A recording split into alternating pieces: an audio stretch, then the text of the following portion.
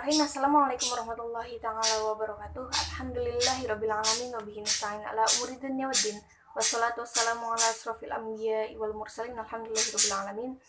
Alhamdulillah, pada kesempatan ini saya dan rekan-rekan akan menyampaikan materi tentang indra keenam dalam bidang usaha. Video ini dibuat untuk memenuhi tugas dari dosen pengampu mata kuliah kewirausahaan, yaitu Ibu Hajah Ida Jahidatul Falah MPD, yang insya Allah materi ini akan disampaikan oleh rekan-rekan saya kepada teman-teman semuanya. Dipersilahkan untuk menyampaikan materinya dengan baik dan mudah dimengerti. Assalamualaikum warahmatullahi wabarakatuh. Di sini saya akan menjelaskan ringkasan perihal indera keenam. Sejak dahulu kita mengetahui bahwa normalnya manusia memiliki 5 indera dasar atau biasa disebut dengan panca indera sebagai pelengkap dalam kehidupan. Jika kita tidak memiliki panca indera, tidak akan mungkin kita bisa sampai pada titik sekarang. Panca indera yang umum kita ketahui adalah indera penglihat. Indera ini adalah salah satu hal yang sangat penting. Tanpa adanya indera penglihatan, belum tentu kita melihat objek yang akan menjadi sumber ilmu dan bahkan bisa menjadi ladang bisnis untuk kita. Yang kedua, indera penciuman. Indera ini pun menjadi hal yang sangat penting karena berkaitan dengan hidung yang berfungsi untuk bernapas. Yang ketiga, indera pendengar. Indera pendengar ini menjadi salah satu pengantar ilmu pada otak, bahkan memberikan pengetahuan yang nantinya membuahkan hasil. Indera ini berkaitan dengan telinga yang berfungsi untuk mendengar sesuatu. Yang keempat, indera perasa. Indera ini sangat sensitif dalam perihal makanan. Indera berkaitan dengan lidah sebagai alat untuk merasakan rasa apapun yang bisa kita rasakan. Dan yang terakhir adalah indera peraba. Indera ini pun berkaitan dengan kulit sebagai sarana merasakan sentuhan. Baik, di sini saya akan melanjutkan materi yang dipaparkan oleh teman saya. Tetapi semua panca indera dan fungsinya tersebut sifatnya terbatas hanya pada fisik semata. Padahal sebenarnya selain panca indera tersebut ada indera yang lain, yaitu indera keenam atau sixth sense. Indera keenam ini adalah alat untuk merasakan sesuatu secara naluri atau intuitif, atau juga bisa disebut sebagai kata hati atau sensasi. Indera keenam ini memiliki fungsi sangat berbeda. Biasanya halayak umumnya jika orang-orang mendengar pasti langsung berhubungan dengan hal-hal yang berbau mistis yang muncul secara tiba-tiba tanpa disadari oleh orang yang bersangkutan.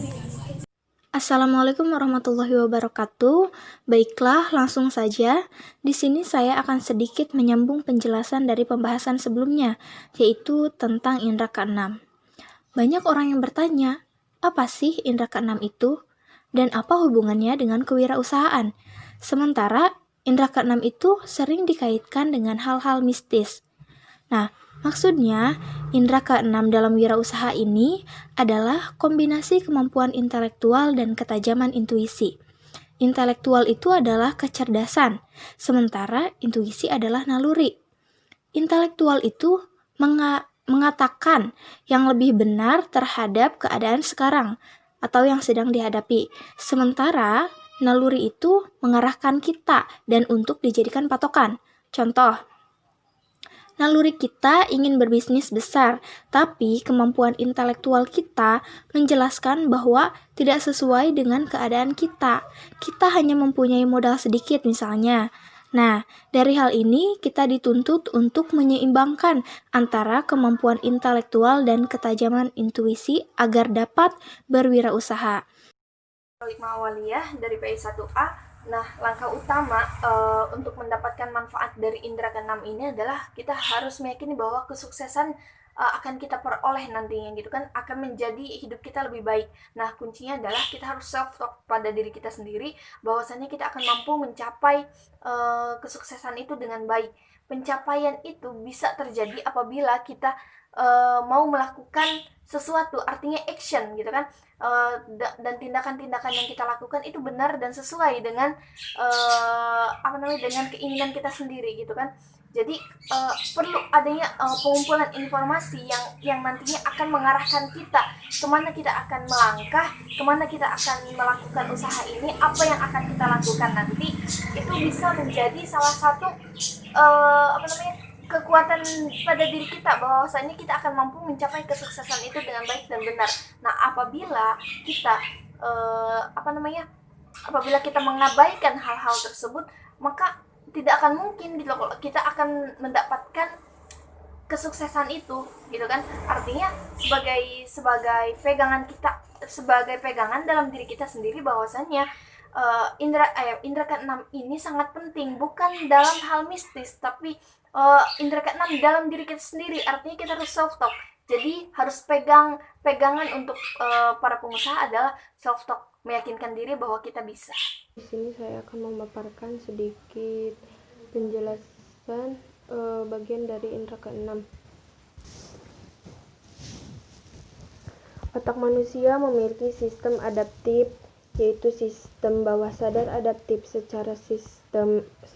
semacam sistem komputer raksasa yang memiliki kemampuan mengolah data secara diam-diam dengan cepat, kemudian mengambil keputusan yang tidak hanya mengandalkan kemampuan logika saja. Kita tahu bahwa secara tidak sadar, panca indera kita selalu bekerja untuk mengumpulkan informasi-informasi sebagai tumpukan data yang diendapkan pada indera keenam. Dan ketika kita membutuhkan, maka otomatis pikiran akan memproses informasi yang diperlukan, kemudian memunculkan intuisi sebagai output dari proses pengolahan data. Baik, materi selanjutnya tentang kemampuan indera keenam. Yang pertama ada telepati. Telepati di sini adalah kemampuan seseorang untuk berkomunikasi antara satu pikiran dengan pikiran yang lain tanpa menggunakan panca indera biasa. Karena yang bekerja di sini adalah panca indera keenam. Nah, maka maksud dan tujuan yang sampai berupa firasat atau tanda-tanda yang hanya bisa dirasakan si penerima seperti gelisah, cemas, dan lain-lain.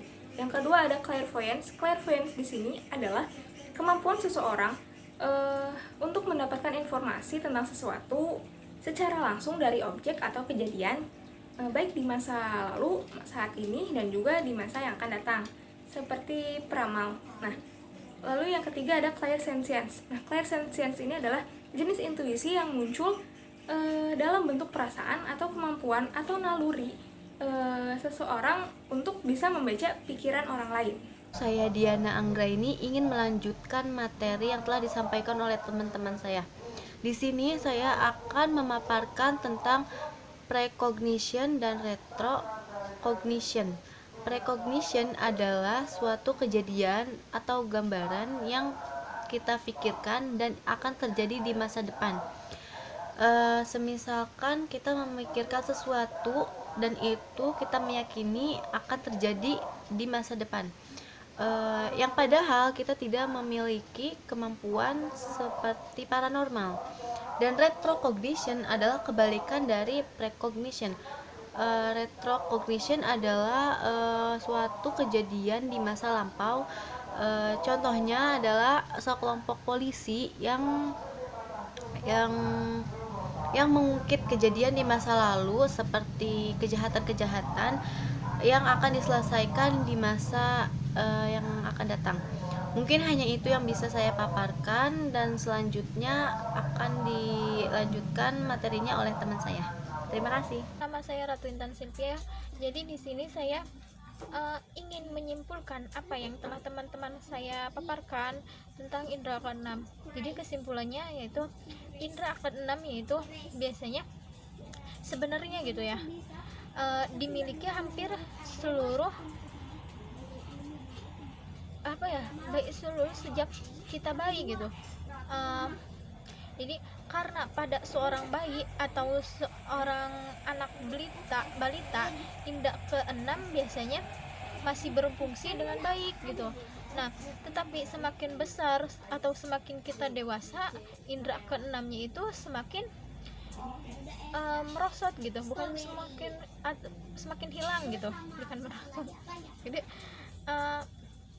terkadang juga hadir secara tiba-tiba tetapi hanya sebagai peringatan gitu. Nah, hal ini juga sebagai sinyal yang tidak terdeteksi dalam memberikan bantuan kepada kita dalam memecahkan beberapa masalah gitu.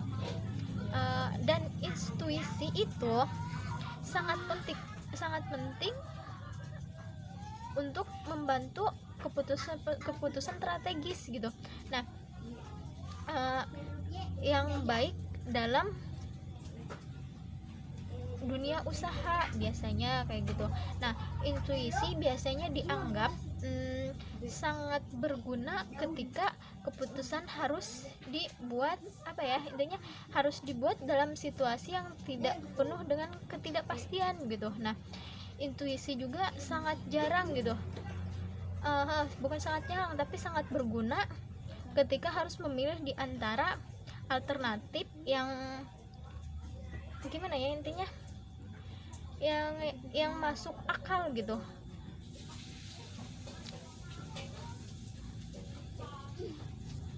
Jadi karena perlu juga memposisikan segalanya sesuai dengan apa yang kita rasa gitu. Nah, mungkin itu cukup, sekian kesimpulan dari saya. Wabillahi taufiq wal hidayah. Assalamualaikum warahmatullahi wabarakatuh.